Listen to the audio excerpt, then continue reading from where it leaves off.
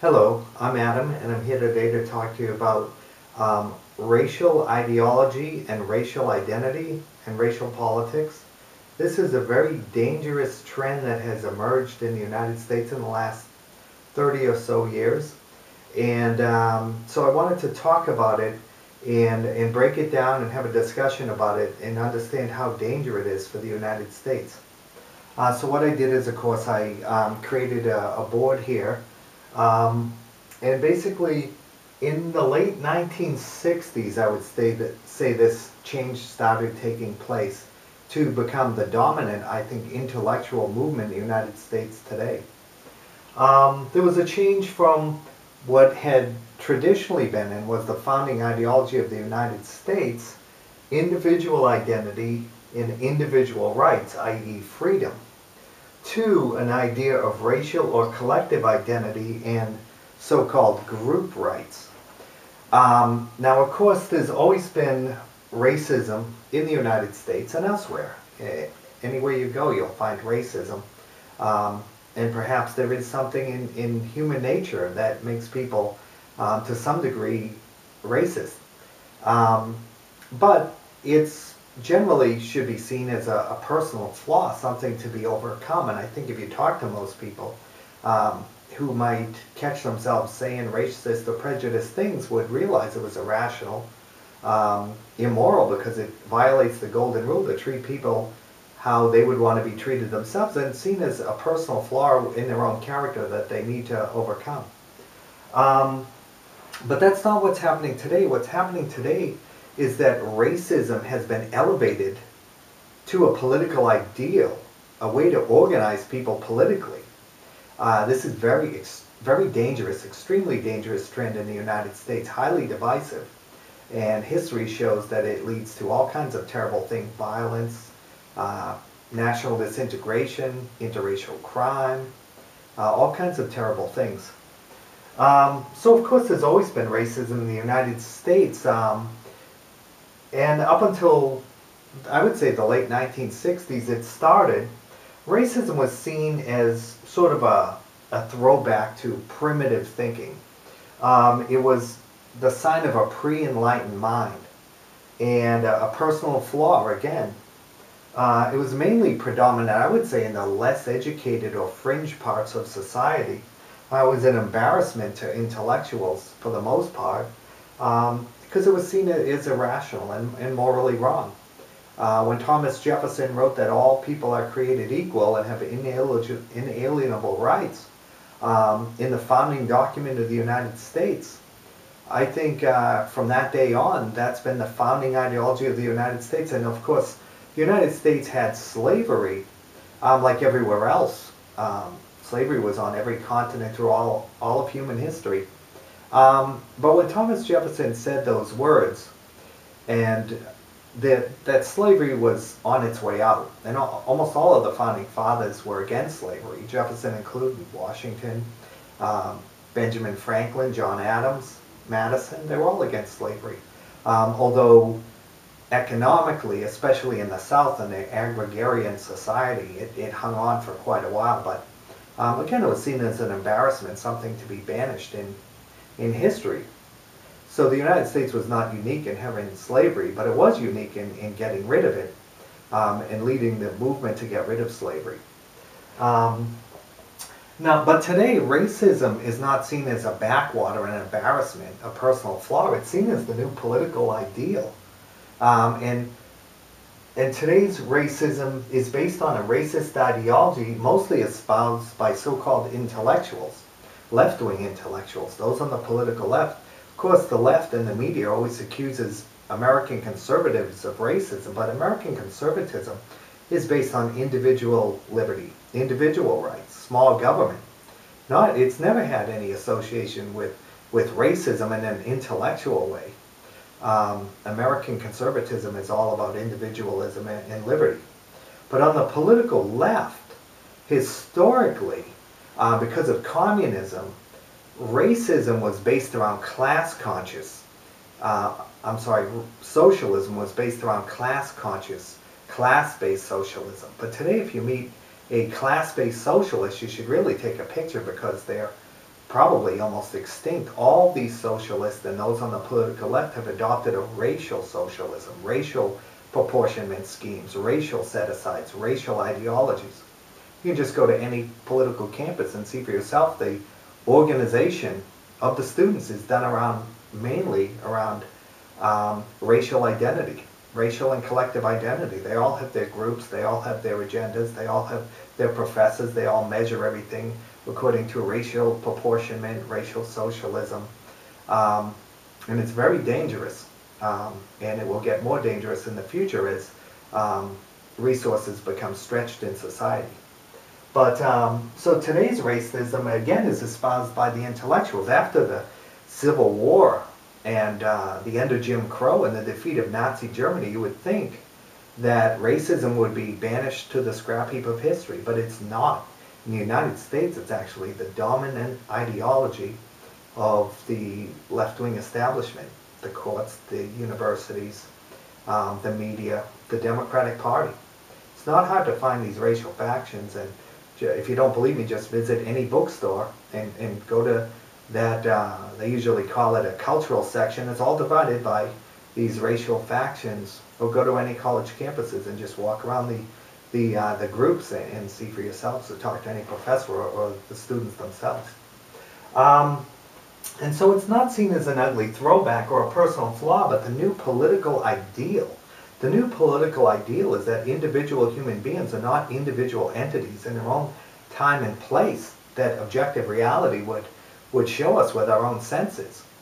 It's the idea that individual human beings are actually just part of a racial, mystical universe that transcends time and space, or a race spirit, or a racial mysticism or racial religion. Some religions are actually racist explicitly as part of their religion. Liberation theology is all based around racial identity, and there are others too.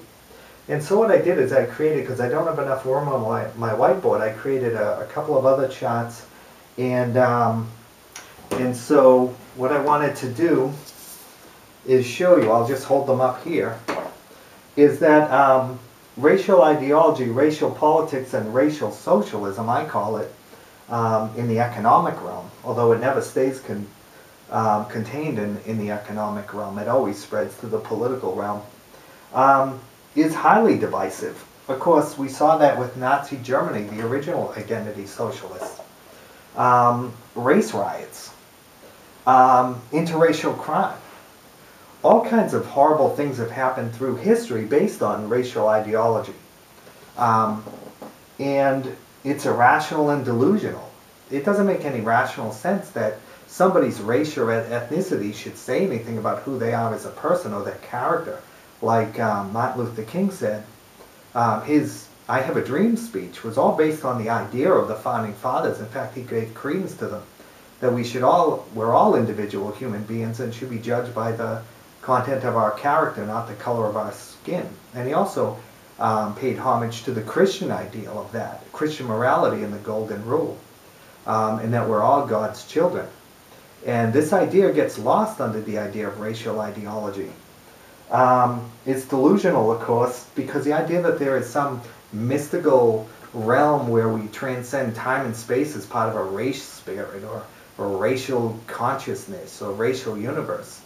It has nothing to do with science. This is all mysticism. It should not be taught in our universities under the guise of science. It's a racial religion. I saw a college professor the other day screaming that his back was scarred by the whips of slave masters. He was very upset about this. His back was scarred.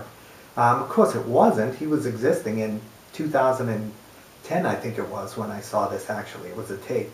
But this person should be probably on medication or in an insane asylum, not teaching students. I don't know why he thought that. Of course, he was just assuming this racial ideology and racial identity and assuming that in some mystical realm his back was scarred with the whips of slave masters. That raises the other point too about something called historical victims. Well, I'm not a victim, but I'm a historical victim because people who look like me in some other time and place were victimized. But if you buy into this collective guilt, which is also what the Nazis espoused about the Jews, then you have to say, well, if there are historical victims, there are also historical victimizers.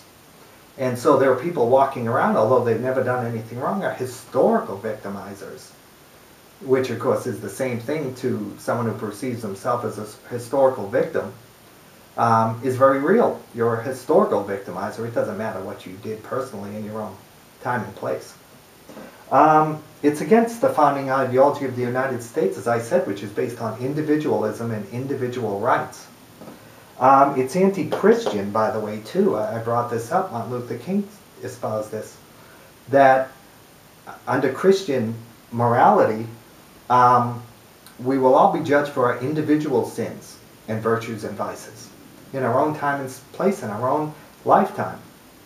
Not based on some race spirit or racial crimes or collective crimes.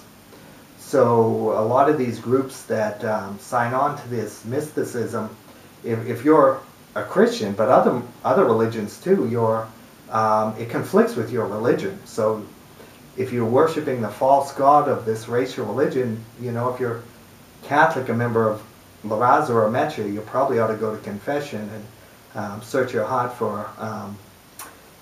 to get in line with your actual Christian religion, as well as with objective reality in the scientific realm. And it's destructive of individual rights, because our individual liberties are built on the presumption of an individual right. And if you are robbed of your individual identity, then it's very easy to rob you of your individual rights. If you have no individual identity, then who are you to claim individual rights? If you have a group right, then the leader of the group will decide what rights you have and does not have. It'll be proportioned by somebody else what rights you're entitled to, economic rights, political rights. You don't have individual rights. It's group rights. Once you're robbed of your individual identity, you will be robbed of your individual rights. And your group rights will be determined by others for you. And then I also wrote about individual liberty. Of course, freedom, again, is built on the presumption of an individual identity. Racial ideology and group rights today, again, like I said, dominates the left-wing political establishment. It dominates the Democratic Party. They've signed on board to this whole racial proportionment schemes and racial representatives in Congress. They've signed on to racial set-asides, and everything is measured, you know, what percent of this is that, and what percent of this other thing is that. And so they've signed on to it.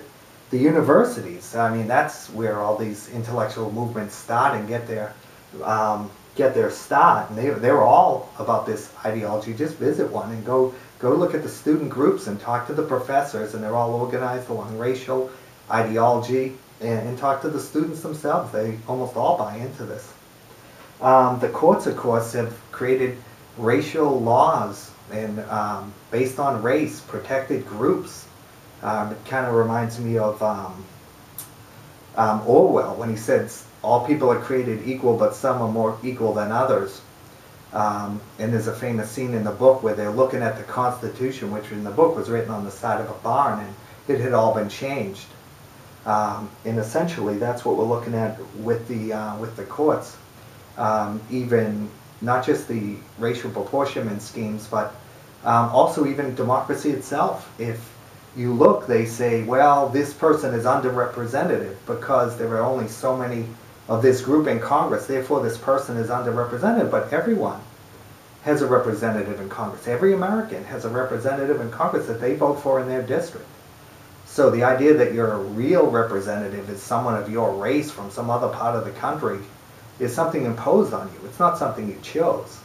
So there is no underrepresentation. We're all representative 100%. Every American has a representative in Congress. If you look at people as having individual identities and individual rights, casting individual votes for other individual human beings. But if you see everything as racial, and that you're represented not by your actual member of Congress, but from somebody of your race somewhere else, then of course you're underrepresented. because everything is seen through the racial filter. And of course the media all signs on to this thinking as well, and they present the false idea that somehow racism is part of American conservatism, which has nothing to do with American conservatism. In fact, American conservatism rejects all of this almost entirely, because it's built on individual liberty and individual rights. And I write again how socialism has gone racist again, because we saw in the interwar years, especially with Nazi Germany, how racism used to be very tied with socialism. And everything was seen through a racist and socialist end in Nazi Germany. But then, because of the ugliness of Nazi Germany and their crimes, socialism attached more onto the class-based socialism of communism and socialist democracy. And that lasted for a while, but you saw that start to disappear in the late 60s, and the people on the political left and the socialists have now almost all signed on to the idea of racial proportionment. And it's highly divisive. It's even here when they talk about racial factions as communities, but these are not actually communities at all. Communities are people who come together in their everyday life and interact with each other in a personal way. But when you talk about these communities, these people may have never met. They may live in completely opposite parts of the country. But they exist mainly in a racial agitator or racial warlords mailing list. And they don't interact in a daily way. In fact, you have people of different races might all live in the same neighborhood. They might work together, go to school together. The kids might play together. That's a community.